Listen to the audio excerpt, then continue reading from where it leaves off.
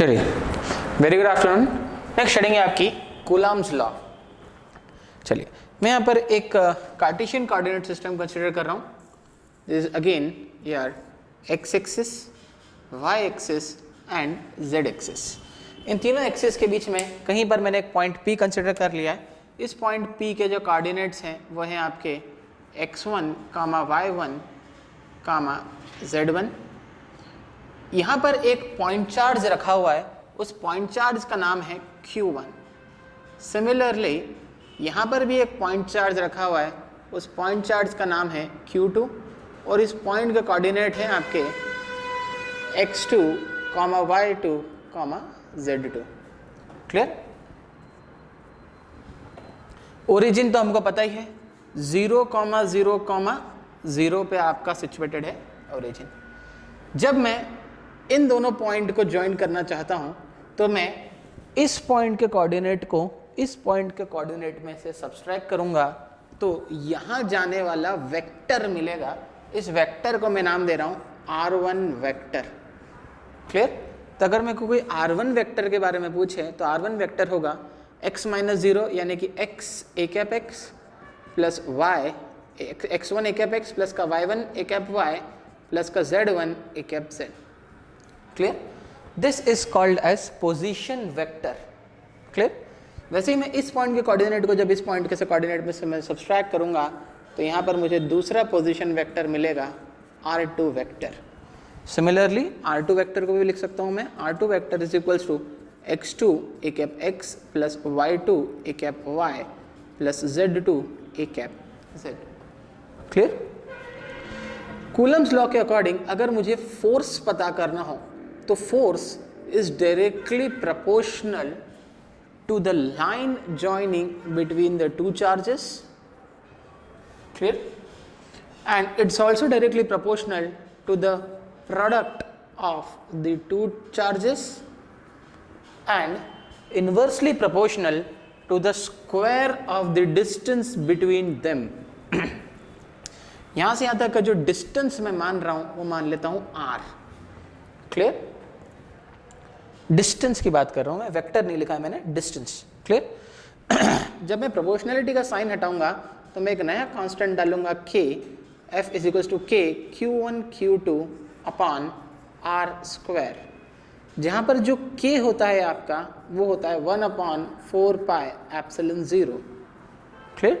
तो अब नहीं, f की जो वैल्यू हो जाएगी वो हो जाएगी आपकी q1 q2 upon 4 pi epsilon 0 r square.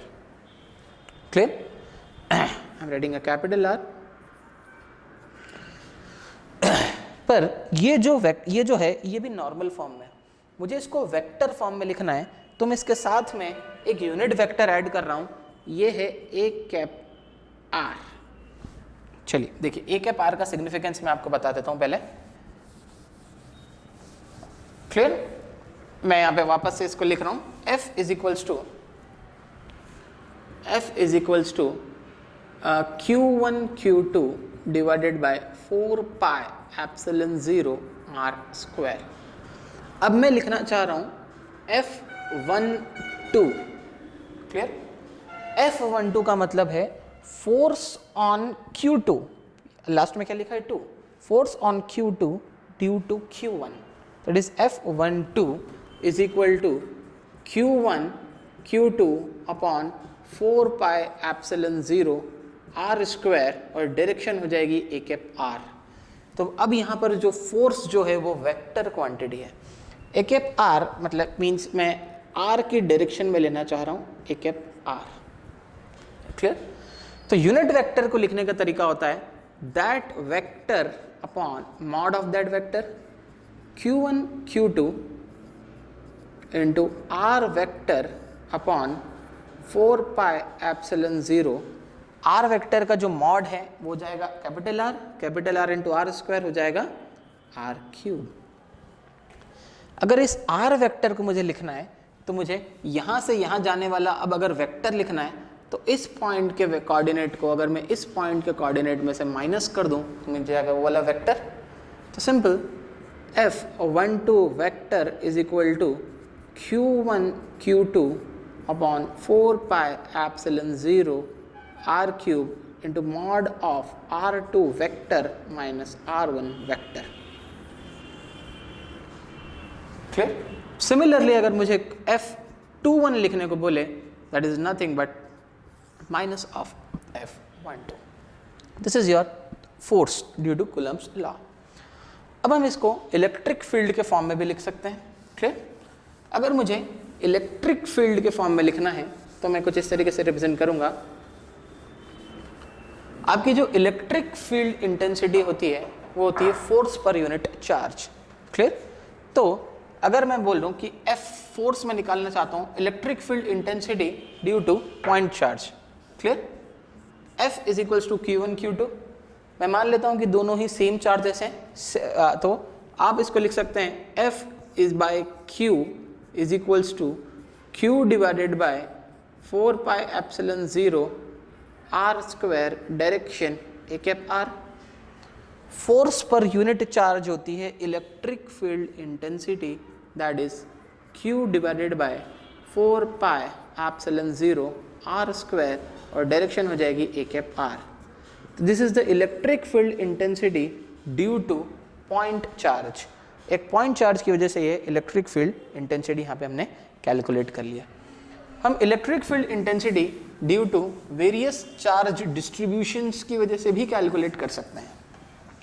For example, ये तो हमारा पॉइंट चार्ज था। मैं अज्यूम करता हूँ ये है लाइन के ऊपर अगर चार्जेस रखे हुए हैं तो ये हो जाएगी electric field due to line charge. Clear? इसको हम रिप्रेजेंट करेंगे DL की मदद से। इसको हम रिप्रेजेंट करेंगे रो L की मदद से। रो L हो गई आपकी लाइन चार्ज डेंसिटी। क्लियर? तो इलेक्ट्रिक फील्ड को लिखने का तरीका ऐसा होगा, integration of rho L into DL upon 4 pi epsilon 0 r square और डायरेक्शन है a cap r। Rho L क्या है आपकी? Line charge density. Line charge density का मतलब क्या होता है? Charge per unit length. Clear? Rho L charge per unit length, और चार्ज पर यूनिट लेंथ को आप DL से मल्टीप्लाई कर रहे हैं, यानी कि लेंथ से। तो लेंथ से लेंथ कैंसिल, बचा सिर्फ चार्ज, और अगर आप चार्ज को इंटीग्रेट कर देंगे तो आपको electric field intensity due to line charge मिल जाएगी, जिस again based on the Coulomb's law.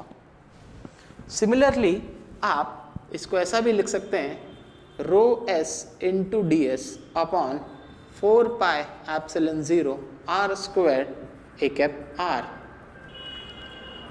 Row S यहाँ पर सरफेस चार्ज डेंसिटी है, तो रो S को हम लिख सकते हैं charge per unit area. DS भी एरिया है, तो आप उसको एरिया से मल्टीप्लाई कर दें, एरिया से एरिया कैंसिल, तो मिल जाएगा चार्ज, और अब पूरे चार्ज को आप इंटीग्रेट कर दें तो एक सरफेस के ऊपर कितना चार्ज आया है ये आप कैलकुलेट कर सकते हैं।